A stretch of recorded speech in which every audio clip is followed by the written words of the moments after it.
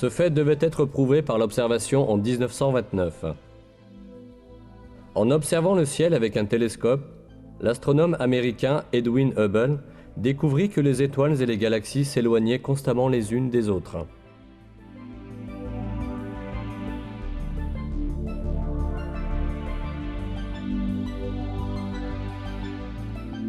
Un univers dont tous les éléments s'éloignent constamment les uns des autres ne pouvait qu'être un univers en expansion constante. Les observations effectuées les années suivantes confirmèrent que l'univers est en expansion constante. Ce fait avait déjà été expliqué dans le Coran quand personne ne pouvait le connaître. C'est parce que le Coran est la parole de Dieu, le Créateur et le Maître de l'univers tout entier.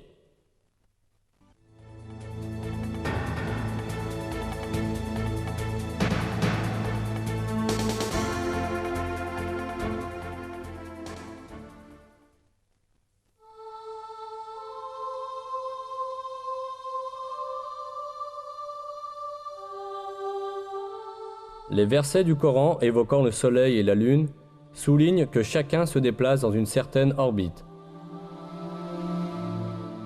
C'est lui qui a créé la nuit et le jour, le Soleil et la Lune. Chacun vogue dans une orbite.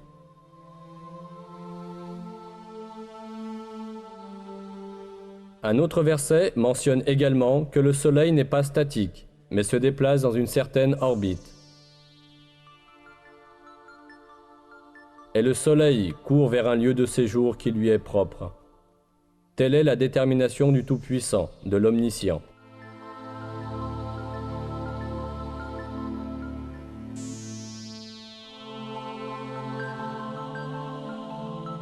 Ces faits, qui nous sont communiqués par le Coran, ont été découverts à notre époque par l'observation astronomique.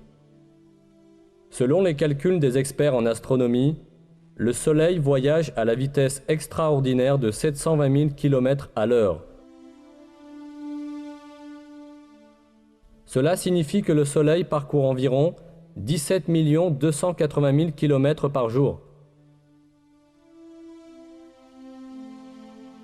Avec le Soleil, les planètes et les satellites de son système gravitationnel parcourent aussi la même distance. De plus, toutes les étoiles de l'univers effectuent le même genre de déplacement organisé. Le fait que l'univers tout entier est plein de chemins et d'orbites de ce genre est exprimé dans le Coran en ces termes. Par le ciel aux voies parfaitement tracées.